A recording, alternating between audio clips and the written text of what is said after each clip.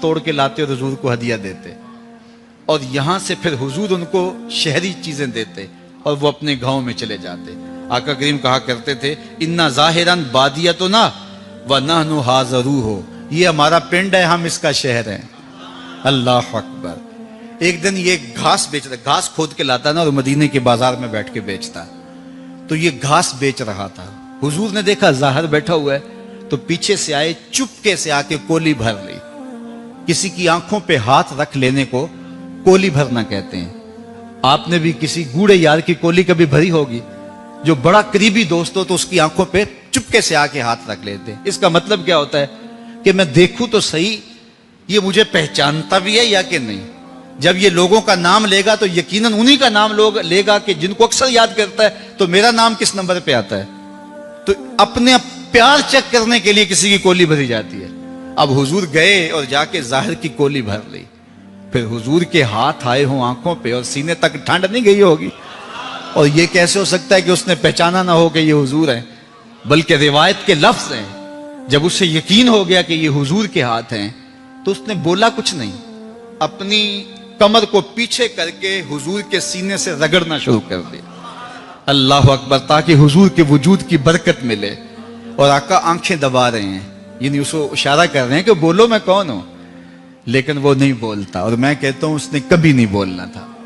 لوگوں نے تو اس کو مجاز میں پڑھا، لیکن میں اس شعر کو یہاں حقیقت میں پڑھتا ہوں۔ سفنے دے وچ ماہی ملیا تے گل وچ پا لیاں باواں، سفنے دے وچ ماہی ملیا تے گل وچ پا لیاں باواں، تے ڈر دی ماری اکھ نہ کھولاں متاں پھر وچھڑ نہ جاواں۔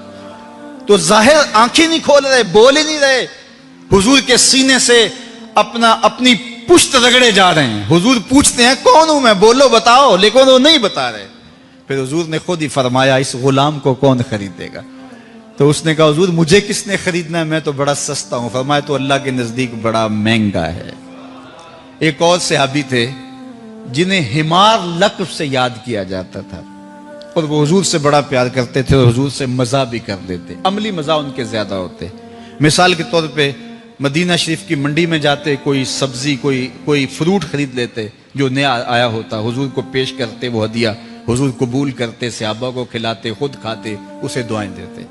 2-4 دن کے بعد پھر دوبارہ فروٹ مارکیٹ میں جاتا تو جس سے وہ سودا لیا ہوتا، اس سے ادھار لیا ہوتا، وہ پیسے مانگتا تو اس کو بازو سے پکڑتے، آؤ میں تمہارے پیسے دلواؤں، تو حضور کی خدمت میں پکڑ کے لے آتے۔ حضور وہ جو پرسوں پھل نہیں کھایا تھا یہ اس کے پیسے مانگ رہا ہے۔ حضور فرماتے وہ تحفہ نہیں تھا، عرض کرتا غریب آدمی ہوں میں، تحفہ کیسے دے سکتا تھا، میں نے سوچا پھل نے آیا ہے پہلے حضور ہی کھائیں۔ تو آقا کریم خوش بھی ہوتے، دعائیں بھی دیتے اور قیمت بھی دے دیتے۔ اچھا آپ جانتے ہیں کہ شراب مدنی دور میں حرام ہوئی ہے، تو پہلے کچھ لوگ شراب کے عادی تھے، تو یہ حضرت حمار بھی شراب کے عادی تھے، تو کوشش تو انہوں نے کی، لیکن ایک دن ان سے شراب پی گئی۔ تو جب شراب انہوں نے پی لی تو شرعی حد ان کے اوپر نافذ کی گئی، کوڑے مارے گئے۔ خیر وقت گزر گیا، کچھ عرصہ پھر گزرا، تو اسی طرح حضور سے لاڈ پیار تھا، محبت تھی، بلکہ آقا کبھی اداس ہوتے صحابہ اسے ڈھونڈ کے لے آتے، اور جو ہی مسجد میں قدم رکھتا حضور کا چہرہ کھل جاتا۔ اللہ اکبر۔ تو دوسری مرتبہ پھر اس نے شراب پی لی، تو پھر دوبارہ اس کو کوڑے مروائے گئے، پھر حالات ٹھیک ہو گئے، کچھ وقت گزرا تو پھر اس سے نہ رہا گیا اور اس نے پھر شراب پی لی۔ تو پھر جب ماخوذ ہوا تو پھر دوبارہ تیسری مرتبہ جب اس کو کوڑے مارے جانے لگے تو کسی صحابی کے منہ سے نکلا اللہ اس پہ لعنت کرے، اللہ کے رسول اس سے اتنا پیار کرتے ہیں اور یہ بار بار شراب پیتا ہے۔ بس یہ بات سننے کی دیر تھی، حضور کے چہرے پہ سرخیاں آ گئیں۔ فرمایا اگر اس نے شراب پی ہے تو ہم کوڑے نہیں مروا رہے، خبردار اسے کچھ نہ کہو، یہ وہ ہے جو اللہ رسول سے پیار کرتا ہے، اللہ رسول اس سے پیار